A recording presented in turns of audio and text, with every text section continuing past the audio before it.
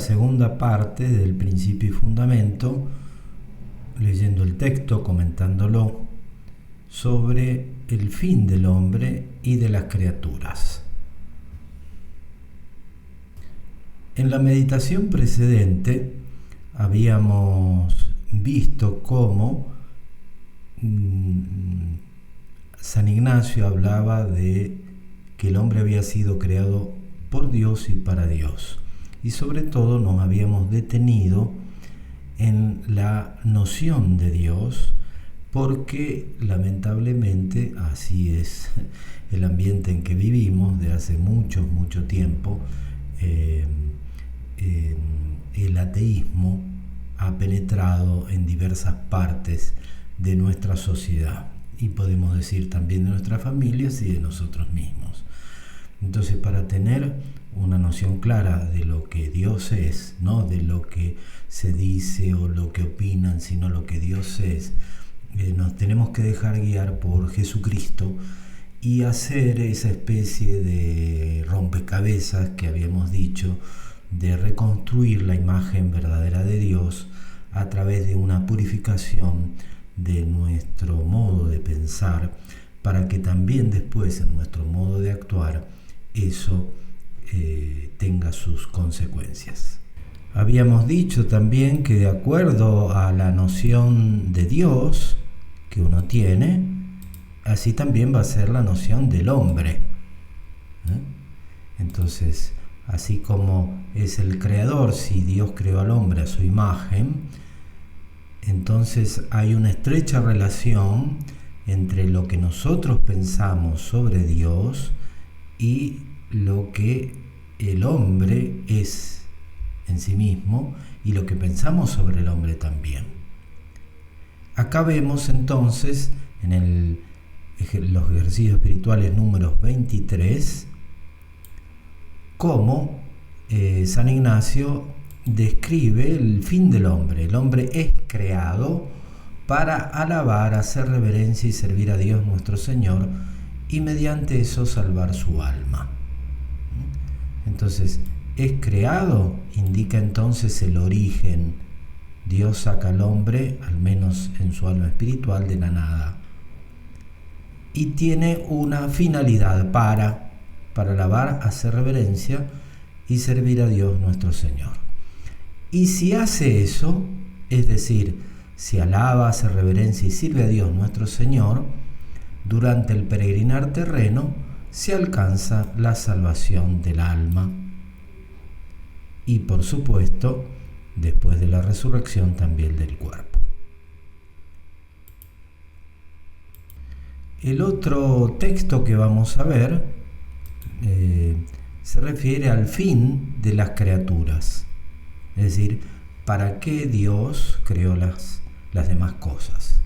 Entonces, San Ignacio vuelve a indicar que todas las cosas han sido creadas por Dios, pero fíjense que señala aquí para el hombre, es decir, las cosas han sido hechas por Dios para el hombre, al servicio del hombre. Hay como una jerarquía, un orden. ¿Y para qué son creadas para el hombre? Para que lo ayuden a conseguir ese fin, que es alabar, hacer reverencia y servir a Dios nuestro Señor, aquí en la tierra, en el peregrinar terreno, y después alcanzar la vida eterna por toda la eternidad en el cielo. Tenemos ahí entonces la finalidad, sea del hombre, sea también de las criaturas. Vamos a hablar ahora de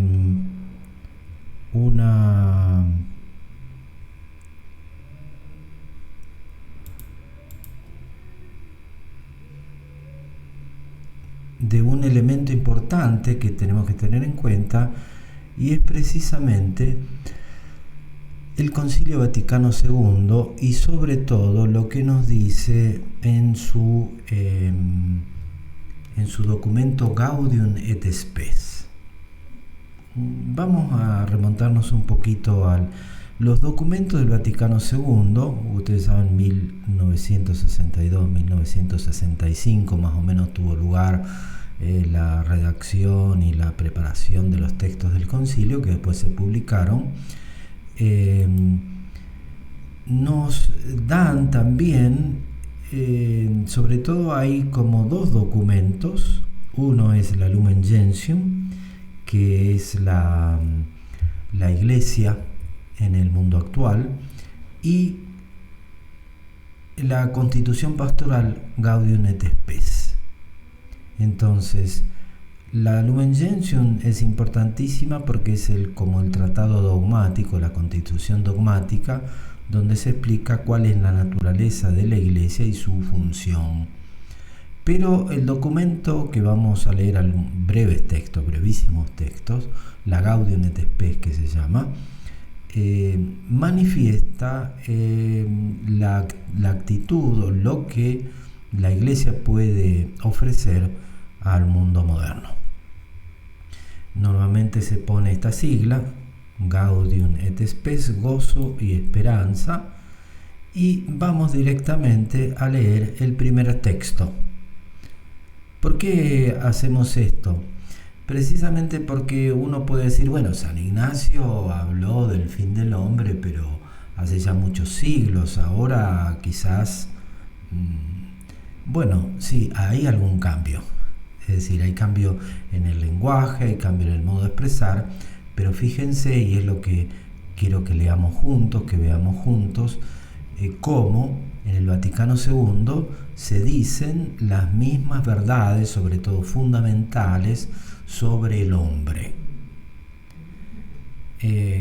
Primero inicia con una pregunta, este es el número 12 de la Gaudium et Spes, ¿qué es el hombre? Y después indica que hay diversas opiniones, incluso que son contradictorias, y entonces puede surgir sobre el hombre, si desciende del mono, si tiene una finalidad, la duda y la ansiedad, y por tanto la Iglesia tiene el deber de presentar a los hombres de nuestro tiempo cuál es el designio de Dios sobre el hombre. Y este es el texto que quiero que leamos juntos.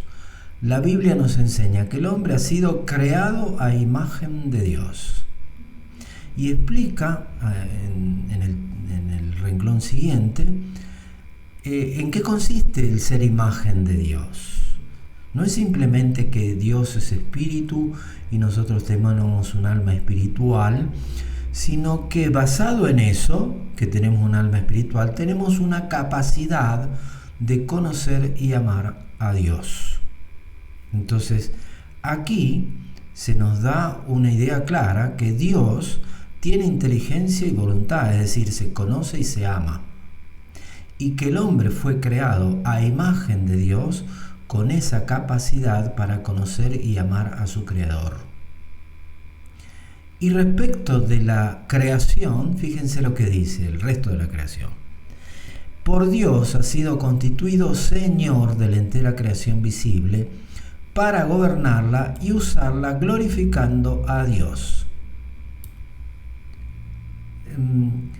Obviamente que son palabras distintas, modos de expresar distintos, pero las verdades del principio y fundamento son las mismas. Y es lo que el Vaticano II nos enseña sobre el hombre, que el hombre ha sido creado a imagen de Dios, es decir, con capacidad de conocer y amar a su Creador, y que todas las demás criaturas han sido creadas para el hombre, para que el hombre la enseñoree, la gobierne, y además a través del uso de esas criaturas glorificarlo a él.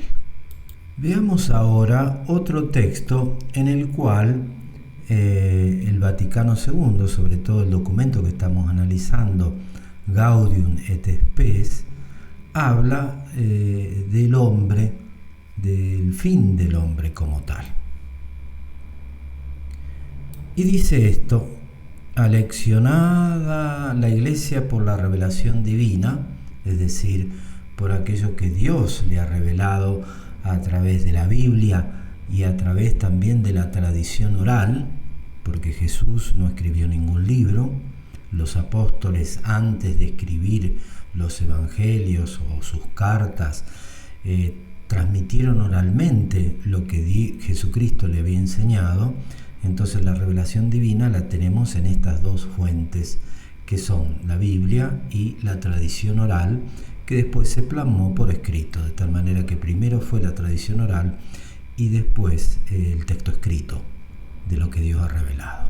Y dice así: afirma que el hombre ha sido creado por Dios para un destino feliz situado más allá de las fronteras de la miseria terrestre. Y es muy interesante porque se trata de que el hombre tiene una llamada a ser feliz junto a Dios, pero más allá de la miseria terrestre. Es decir, que el peregrinar terreno es una dimensión muy importante del hombre, pero no es la definitiva. Y entonces esto se puede expresar de diversas maneras, como somos peregrinos, como vamos de camino. Y entonces la Iglesia propone repensar la situación del hombre, precisamente porque si no se da esta reflexión del más allá, la vida del hombre queda reducida a el peregrinar terreno, que como tal puede limitar muchísimo al hombre. Y acá tenemos otro texto: la razón más alta de la dignidad humana consiste en la vocación del hombre a la unión con Dios. Es decir, el hombre que ha sido creado capaz de conocer y amar a Dios está llamado a hacerlo, es decir, a vivir en comunión con Él a través del conocimiento y a través del afecto, es decir, a través de la inteligencia y su voluntad, sobre todo ayudado, obviamente elevado por la gracia. Y fíjense lo que indica sobre la creación del hombre. El hombre existe pura y simplemente por el amor de Dios que lo creó. Es decir, no hay fuera de Dios otra razón por la cual el hombre ha sido creado. Ha sido creado por el amor de Dios, que además lo conserva. Y solo puede el hombre vivir en plenitud de la verdad de lo que es cuando reconoce voluntariamente, cuando reconoce libremente ese amor y se confía por entero a su Creador. Creo que con este texto se entiende que si yo tengo una noción torcida de Dios, incompleta de Dios, entonces no voy a poder realizar esta unión con Él. Me voy a estar uniendo con un Dios que no existe, o con un Dios que yo lo he imaginado, no el Dios verdadero que me propone esto: ser feliz como Dios es feliz. El texto completo del documento de la Gaudium et Spes lo pueden encontrar aquí, en el texto que a veces se les facilita para que ayuden a la reflexión. También lo van a tener. Es muy interesante leer entero el documento como tal, porque habla de muchos otros temas. Uno que yo no he mencionado es la objeción que a veces se pone a los cristianos de que si uno habla del cielo y que estamos peregrinos en la tierra, y que como que si uno no le diera importancia a las cosas creadas, como si no le diera la dimensión que tiene la realidad de la vida terrena del hombre. Ahora, si uno piensa profundamente, simplemente voy a poner un ejemplo para que nos demos cuenta, eso es una falsedad absoluta, es un error pensar de ese modo, que porque yo piense en el cielo y desee el cielo, no me voy a interesar por las cosas de la tierra. En primer lugar, porque Jesús claramente, cuando habla, por ejemplo, del juicio final, hace ver que lo que yo hice con mi prójimo en la tierra es lo que se tiene en cuenta para el cielo. Tuve hambre y me disteis de comer. Venid benditos de mi Padre. Tuve hambre y no me disteis de comer. Apartaos de mí, malditos, al fuego eterno preparado para el diablo y sus ángeles. ¿Por qué? Porque tuve hambre acá en la tierra. Es decir, que precisamente esa dimensión de vida eterna, de más allá de la muerte, da al hombre una capacidad y una visión profundísima de la responsabilidad que tiene que tener el hombre aquí en la tierra. Obviamente, entonces, es muy distinto si yo trabajo, por ejemplo, soy honesto en el trabajo, bien, trato de hacer bien las cosas, pero si yo sé, y creo con firmeza, y es así, que Dios, que conoce mis pensamientos y mis afectos, que eso el jefe donde trabajo no lo ve, entonces yo puedo hacer el trabajo exterior bien, pero pensar cualquier cosa sobre él. En cambio, Dios me va a juzgar de lo que yo pienso, de lo que yo deseo, y por tanto, un cristiano que viva con intensidad su vida terrena, precisamente porque piensa con profundidad en el cielo, en la vida eterna, adquiere una dimensión extraordinaria en la vida de todos los días. ¿Por qué? Porque yo no simplemente voy a trabajar porque me están vigilando y porque hay una cámara y porque me controlan si llené la ficha de los horarios y esas cosas, sino pues yo estoy empleando los talentos que me da para ponerlos al servicio de Dios, y de Él voy a tener que dar cuentas. Esté el jefe o no esté el jefe, me controlen o no me controlen. Y no solo en los actos exteriores, sino también en mi modo de pensar, en mi modo de querer. Por eso, queridos hermanos, cuando alguien nos diga que por pensar en el cielo el cristiano se desentiende de las cosas de la tierra, simplemente no entendió nada. Precisamente porque el pensamiento de la vida eterna, el deseo de la vida eterna, me va a llevar a usar los talentos que Dios me da ante los ojos de mi Padre, ante los ojos de mi Creador, ante los ojos de aquel ante el cual después yo voy a tener que dar cuenta de los dones que me dio y cómo los usé.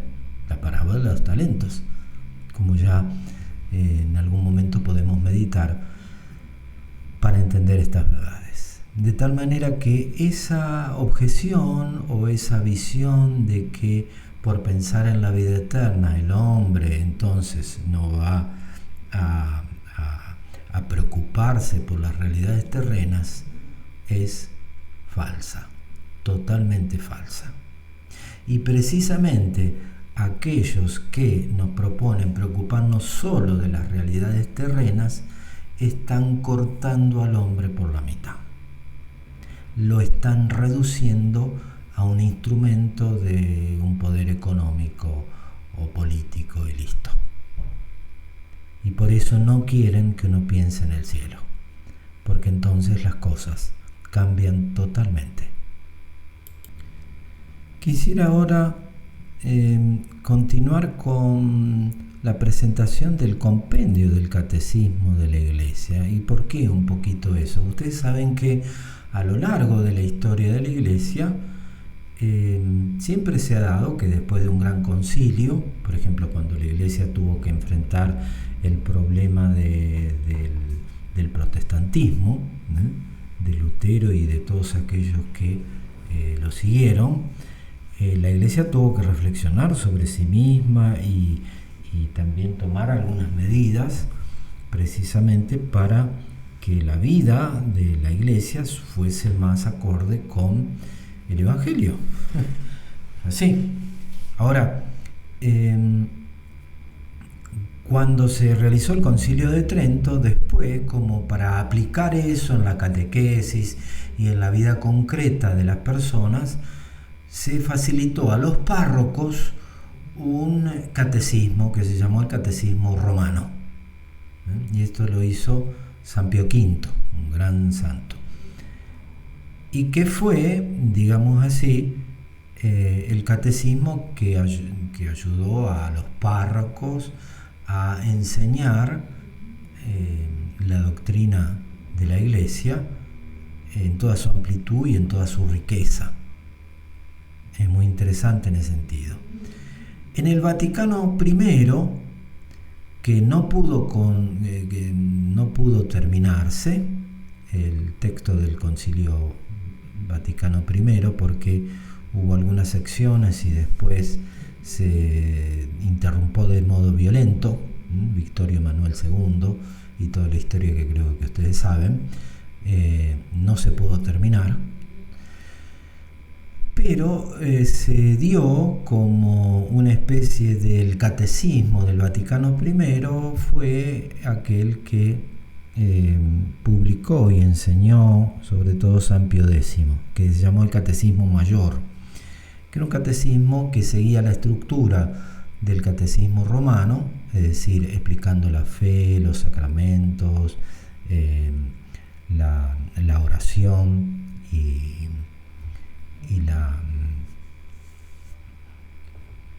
la moral de la Iglesia, pero de modo mucho más sencillo.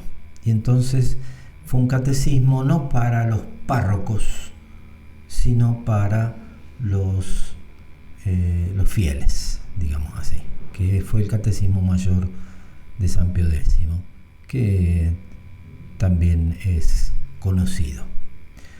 Y después del Vaticano II surgió un problema que quiero mencionar aquí, y fue que en algunos lugares aparecieron algunos que, en nombre de esta renovación que proclamaba la Iglesia, el Vaticano II, empezaron a hacer catecismos.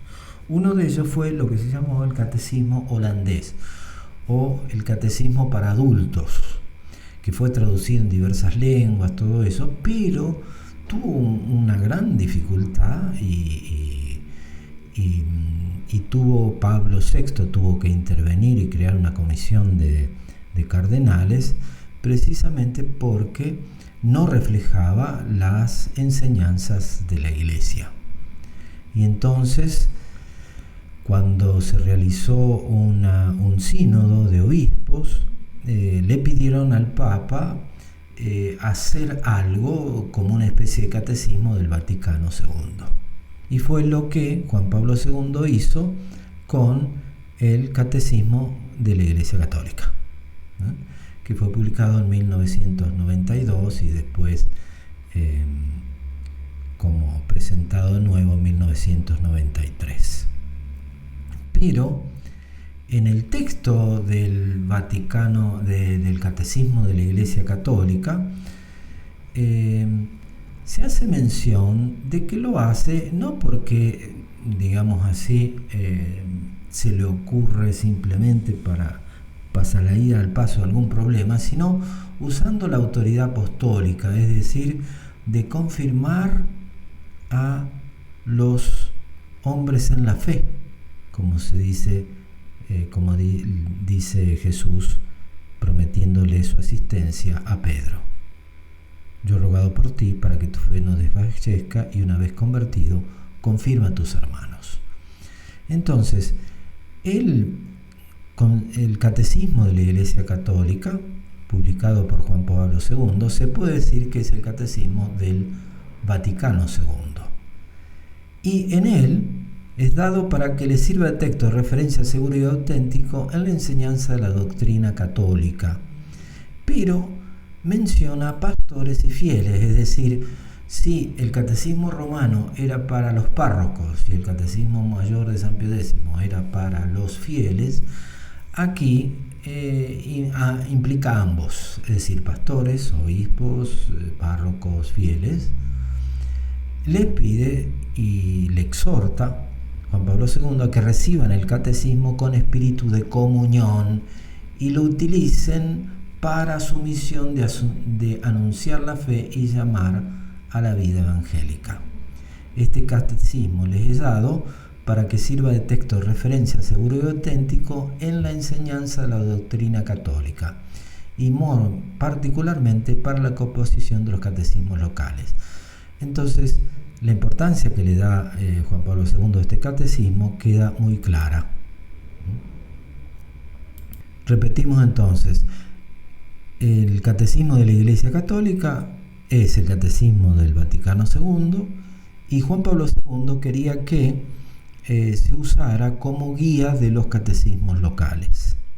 Y por eso, si ustedes están familiarizados con el texto, van a encontrar que después de la explicación de un argumento, por ejemplo, Dios creador del cielo y la tierra, pone una especie de síntesis, una especie de resumen en 2 o 3 frases en las cuales se sintetiza la enseñanza de la Iglesia. Y Juan Pablo II quería que de eso se hicieran los catecismos locales, es decir, los catecismos para cada nación o para cada región, los catecismos para cada diócesis.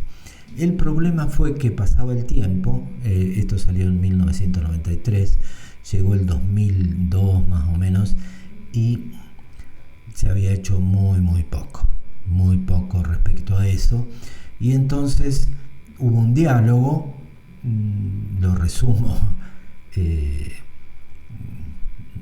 imaginariamente, entre el cardenal Ratzinger, que era el presidente de la Congregación para la Doctrina de la Fe, y Juan Pablo II, advirtiendo eso, que no se había hecho esa síntesis, y entonces no lo hicieron ellos, hagámoslo nosotros. Y es por eso que apareció lo que se llama el compendio del catecismo de la Iglesia. Es decir, que el compendio del catecismo de la Iglesia es una especie de síntesis del catecismo de la Iglesia como tal, y contiene de modo conciso todos los elementos esenciales de la fe. Y como dice el mismo cardenal Ratzinger, mi predecesor, es decir, Juan Pablo II, quería que se hiciera como una especie de vademecum del catecismo de la Iglesia Católica. Y acá está el compendio, que tiene estas 3 características. Por un lado, la relación y dependencia del catecismo de la Iglesia. En segundo lugar, su estilo dialogal, porque está hecho como preguntas y respuestas, así como el Catecismo Mayor de San Pío X, que como que facilita un diálogo ideal entre un maestro y un alumno, donde se pregunta con precisión alguna cosa y se explica con precisión alguna cosa. Precisamente este estilo dialogal de una pregunta precisa y una respuesta precisa es lo que faltó, al menos metodológicamente, en el catecismo holandés o el catecismo para adultos. Y entonces se hacía una pregunta, pero no se daba la respuesta. Y entonces aquel que estaba leyendo el catecismo holandés quedaba solo con las preguntas, con las dudas, es decir, ¿es la Virgen virgen o no? Y entonces daba una explicación que después no se sabía cuál era la respuesta. Y así se ponía en duda la presencia real de la Eucaristía, el sentido del sacrificio, de la misa y varias otras cosas que obviamente tuvieron que reformularse y tuvieron que cambiarse. Pero lamentablemente, y en esto también no hubo una gran docilidad a lo que pedía Pablo VI, las enmiendas al catecismo holandés para que realmente representara la doctrina de la Iglesia en forma correcta, se publicaron de modo separado, con una separata que después en algunas ediciones se podía simplemente dejar de lado y seguir leyendo el catecismo holandés, que sembró, y aquel que lo lee también siembra dudas sin dar la respuesta correcta. Precisamente este estilo dialogal del compendio del catecismo sale como dando la respuesta verdadera. ¿Y qué es lo que hacía Jesús con los discípulos? Los discípulos, cuando después de una enseñanza de Jesús, se juntaban con él, le preguntaban, ¿y cómo se entiende? Y Jesús le daba la respuesta. Es decir, el estilo dialogal no es un invento de no sé quién, sino es un invento de Cristo, y es de orden natural también. Los niños preguntan a su papá, ¿y cómo es esto? O a su mamá, ¿y por qué esto? ¿Y por qué lo otro? Entonces se inicia ese estilo dialogal familiar de maestro y alumno, que está favorecido por este tipo de presentación del catecismo. Por eso les aconsejo usar también este estilo dialogal, porque ayuda mucho a precisar la fe cristiana, la vida cristiana como tal. El texto está acompañado de imágenes tomadas del riquísimo patrimonio de la iconografía cristiana. Ahí en pantalla ven también el documento donde se puede encontrar en el sitio del Vaticano. Tiene una imagen muy interesante de los días de la creación. Fíjense cómo Dios va creando todas las cosas. Esto es del tesoro que tiene la iglesia, una imagen muy sencilla, casi infantil, que fue publicada hace muchísimos siglos en una Biblia en Francia, Sauvignon, donde aparece Dios. Y fíjense qué interesante, este como semicírculo que se ve aquí indica la trascendencia de Dios cuando crea las cosas. Y fíjense aquí, cuando crea al hombre, como que el hombre fue creado a imagen y semejanza. Si vemos el rostro de Dios y el rostro de Adán, vemos, y de Eva, vemos también esa semejanza.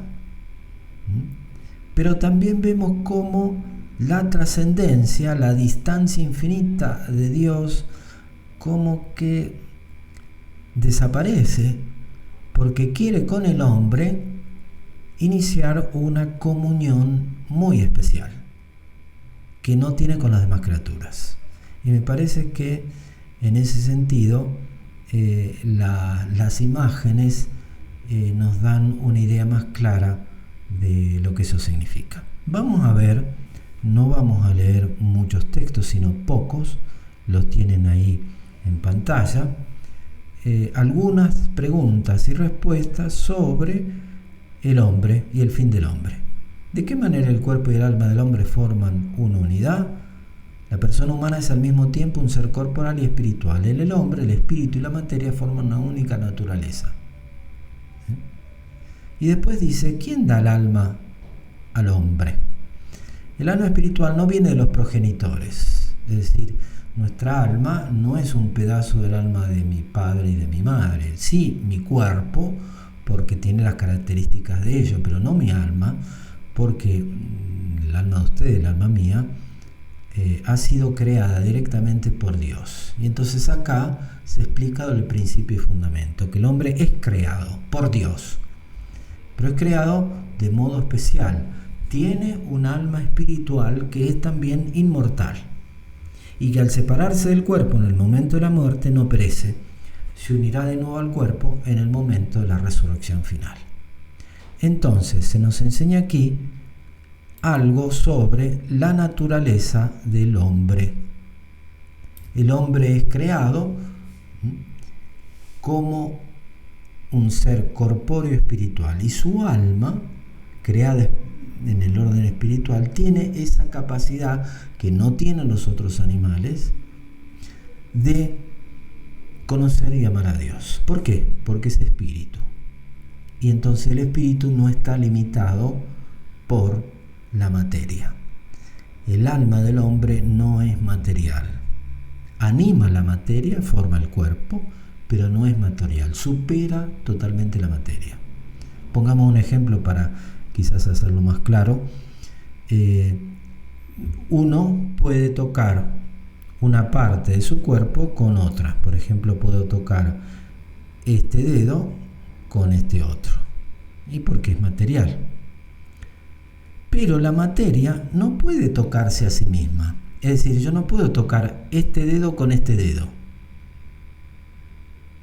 En cambio, el espíritu, lo que no es material, puede tocarse a sí mismo. Por ejemplo, como ahora nosotros podemos pensar algo y darnos cuenta que estamos pensando y que soy yo el que pienso. Es decir, que hago una acción y me estoy tocando a mí mismo. Y eso la materia no lo puede hacer. Pero sí el espíritu. Y nosotros podemos conocer y amar en el orden espiritual. Por eso también, como no está compuesto de materia, el alma no muere. Una vez que empieza a ser, nunca más deja de existir. Continuemos con el otro texto. ¿Para qué fin ha creado Dios al hombre? Y el compendio nos responde: Dios ha creado todo para el hombre, pero el hombre ha sido creado para conocer, servir y amar a Dios, para ofrecer en este mundo toda la creación a Dios en acción de gracias y para ser elevado a la vida con Dios en el cielo. Entonces aparecen estas dos dimensiones de la cual habíamos hablado: la dimensión del peregrinar terreno y la dimensión de la eternidad, de la vida con Dios en el cielo. Y vamos a terminar leyendo un texto muy breve también sobre el mundo. El mundo ha sido creado también para gloria de Dios, manifiesta su bondad, su verdad, su belleza, pero también indica que el mundo no es fruto de una necesidad, algo que necesariamente se tiene que dar, sino una acción libre de la sabiduría, del poder y del amor de Dios. Y por eso Dios lo sacó de la nada, un mundo ordenado y bueno, y lo conserva, lo ha creado, lo sostiene, para que el hombre pueda usar de ese mundo y alcanzar la vida eterna. Bueno, en un texto que, si usted lo pide, se lo va a distribuir, aparece un texto muy breve, una reflexión de Santo Tomás de Aquino sobre qué es lo que tengo que hacer cuando me doy cuenta que soy creado de la nada, que mi alma es espiritual, etc. Entonces, ¿cómo tengo que dar gracias a Dios? Y es justo que sea así. Demos gracias al Señor nuestro Dios, es justo y necesario. Y también hay otro texto muy breve también de este autor que les recomiendo, si tienen tiempo alguna vez de leer, en su introducción a la vida devota, se llama San Francisco de Sales. Precisamente la espiritualidad de Don Bosco llamó a la congregación que él fundó, los salesianos, porque toma la espiritualidad de este autor. Y dice en un librito muy sencillo, donde San Francisco de Sales enseña cómo rezar a una persona, le dice: ponte en la presencia de Dios, pide que te ilumine, y fíjense esta explicación sencillísima al principio y fundamento. Dios no te ha puesto en el mundo porque necesite de ti, pues le eres inútil, sino únicamente para ejercitar en ti su bondad, dándote su gracia y su gloria. Su gracia en el peregrinar terreno, su gloria en la vida futura. Y así te ha dado la inteligencia para conocerlo, la memoria para que te acuerdes de él, la voluntad para amarlo, la imaginación para representarte sus beneficios, los ojos para admirar las maravillas de sus obras, la lengua para hablarte y así las demás facultades. Por eso debes dar gracias a Dios. Terminamos entonces esta reflexión o esta meditación teniendo en cuenta que siempre se tiene que hacer con un diálogo, con una especie de coloquio, sea con Cristo, con la Virgen, con el Padre, pidiendo la gracia, obviamente, de ser agradecidos con Dios, porque Él nos creó de la nada y nos creó para que fuésemos felices con Él para siempre. Hasta la próxima, si Dios quiere, y agradecemos a Dios los beneficios que hemos recibido. Por Cristo nuestro Señor. Amén.